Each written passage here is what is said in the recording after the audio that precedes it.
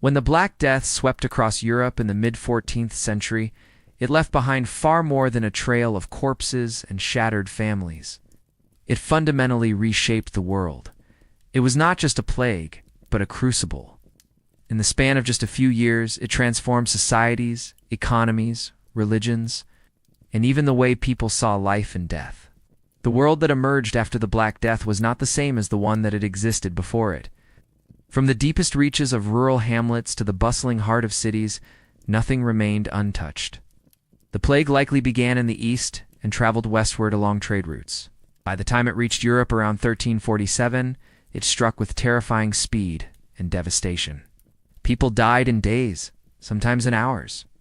Swollen lymph nodes, fever, vomiting blood. The symptoms were horrifying, and the survival rate was dismal. Contemporary accounts describe entire villages emptied. Priests stopped administering last rites because they were dying too. Doctors who had little understanding of disease wore strange beaked masks stuffed with herbs, more talisman than treatment. In some cities, the death toll reached nearly half the population. This was not a slow decline. It was a sudden collapse. Families were wiped out, labor forces were gutted, and fear spread faster than the disease itself. But in the ashes of this unimaginable suffering, society began to change. One of the most immediate effects was demographic. With so many people dead, especially in the cities, there was a severe labor shortage. Fields went unplowed, markets emptied. But this created a unique opportunity for the survivors. Peasants who had long been tethered to the land under feudalism found their labor was suddenly in demand. Lords needed workers, and those workers could now ask for better wages, lighter burdens, even freedom. Serfs began to walk off the land and find better conditions elsewhere. Entire villages formed by these once impoverished laborers began to spring up. For the first time in generations, the underclass had real leverage. And in many places, this shift marked the beginning of the slow end of feudalism. Economically, the Black Death accelerated a move away from a land-based economy toward one driven by trade, labor, and money. With fewer people and less need for subsistence farming, land became more available, and innovation became more attractive. Crop rotation improved, livestock breeding became more efficient. Guilds and merchant classes began to rise as urban centers adapted to the new landscape. It was a time of rebalancing, painful, chaotic, but full of possibility. Once nearly impossible, became more attainable. Poor man might become a property owner. A woman, suddenly the head of a household after the death of her husband, could take over the family business or control property in ways previously denied to her. While it was by no means a complete revolution, it cracked open doors that had long been shut. The Black Death also left a profound spiritual mark. Medieval people were deeply religious, and the sudden, inexplicable nature of the plague rattled their faith. Why would God allow such suffering? Why did so many good and holy people perish, while some sinful ones survived? The institutional church, already weakened by corruption and internal divisions, struggled to provide answers.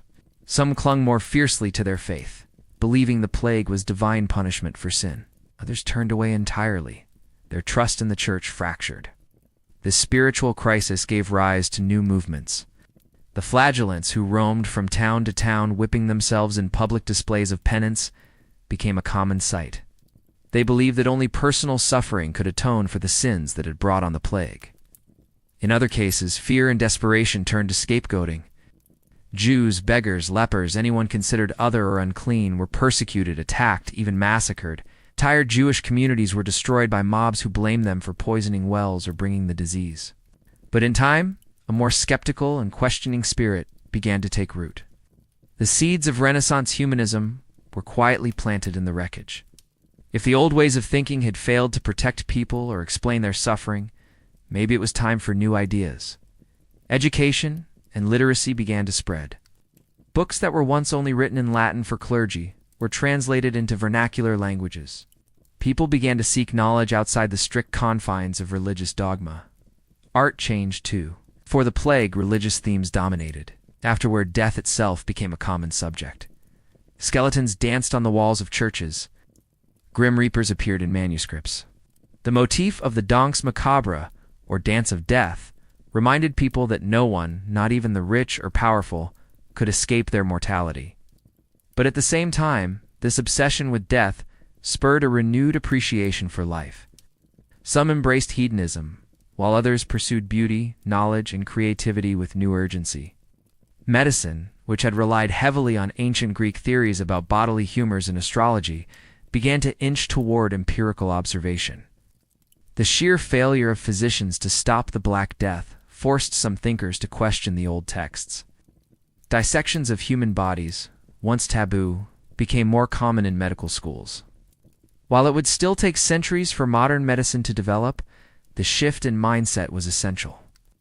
The plague had humbled doctors and opened their eyes to the need for evidence, not just tradition.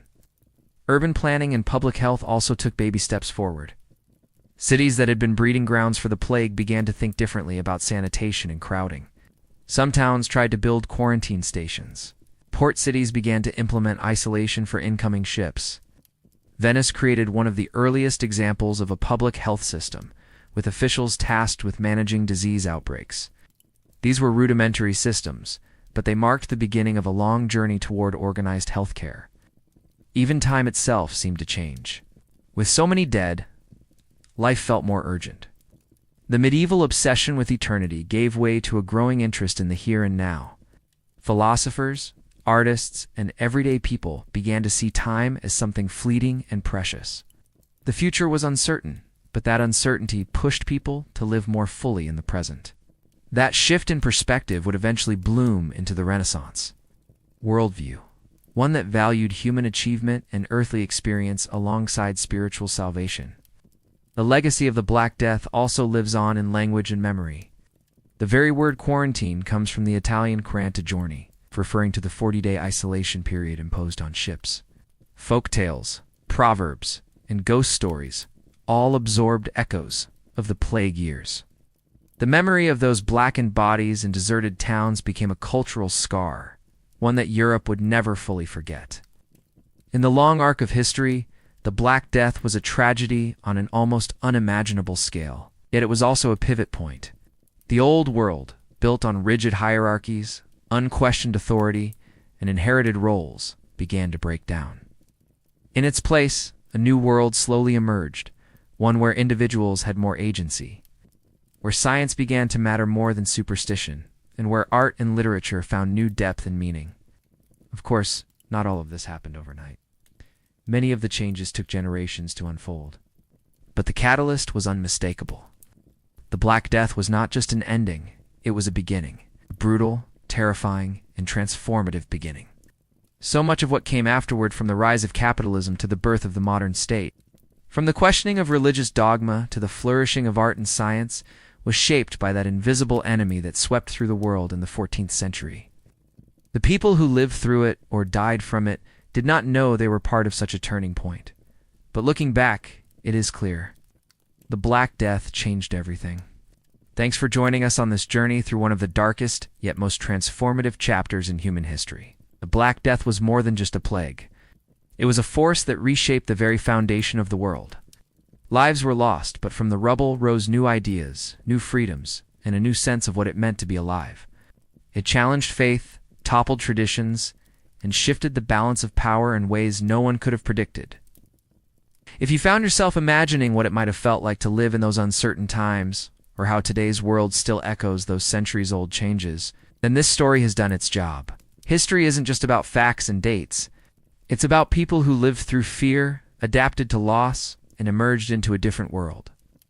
And sometimes it's in our darkest moments that the seeds of progress begin to grow. If you enjoyed this video, don't forget to like, subscribe, and share it with someone curious about how the past still shapes us today. Leave a comment below with your thoughts or questions.